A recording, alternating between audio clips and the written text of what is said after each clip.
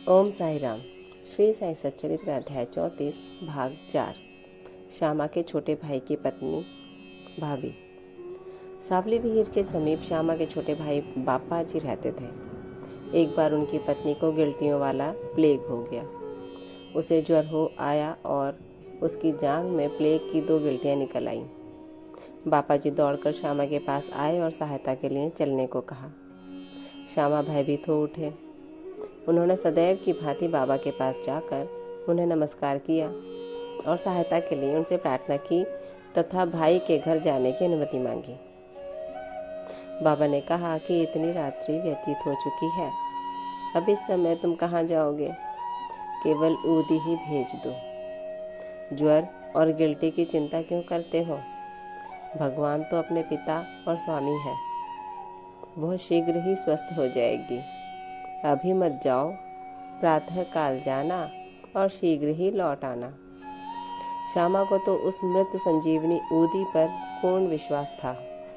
उसे ले जाकर उसके भाई ने थोड़ी सी ऊदी गिल्टी और कुछ जल में घोलकर रोगी को पिला दी। जैसे ही उसका सेवन किया गया वैसे ही पसीना प्रवाहित होने लगा। ज्वर मंद पड़ गया और रोगी प्रगाढ़ निद्रा में निमग्न हो गया।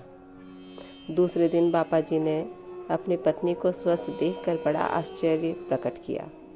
ना तो ज्वर है और ना गिल्टी का कोई चिन्ह नहीं। दूसरे दिन जब श्यामा बाबा की आज्ञा प्राप्त कर वहां पहुंचे तो अपने भाई की स्त्री को चाय बनाते देखकर उन्हें बड़ा आश्चर्य हुआ।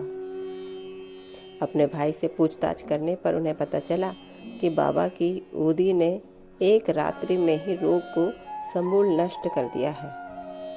तब श्यामा को बाबा के शब्दों का मर्म समझ में आया कि प्रातः काल जाओ और शीघ्र लौट आना। चाय पीकर श्यामा लौट आया और बाबा को प्रणाम करने के पश्चात कहने लगा कि देवा, ये क्या नाटक है? पहले बवंडर उठाकर हमें अशांत कर देते हो, फिर हमारी शीघ्र सहायता कर सब ठीक ठाक कर देते हो। बाबा ने उत्तर दिया कि तुम्हें ज्ञात होगा कि मर्म पथ अति रहस्यपूर्ण है।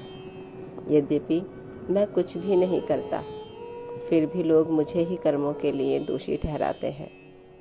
मैं तो एक दर्शक मात्र हूँ। केवल ईश्वर ही एक सत्ताधारी और प्रेरणा देने वाले हैं। वे ही परम दयालु हैं। मैं ना तो ईश्वर हूँ और ना मालिक, केवल उनका एक आज्ञाकारी सेवक ही हूँ और सदैव उनका स्मरण किया करता हूँ। जो निरभिमान होकर अपने को कृतज्ञ समझकर उन पर पूर्ण विश्वास करेगा, उसके कष्ट दूर हो जाएंगे और उसे मुक्ति की प्राप्ति होगी।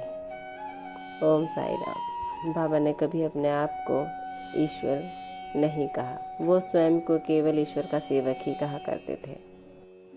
वो कहते हैं कि सत्ताधारी ईश्वर ही है और वे ही इस पूरे संसार को चलाने वाले हैं।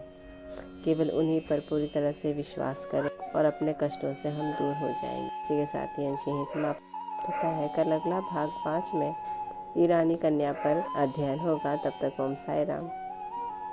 बाबा आप सब पर कृपा रखें, आपको आशीर्वाद दे और कष्टों से दूर रखें। ओम साई राम।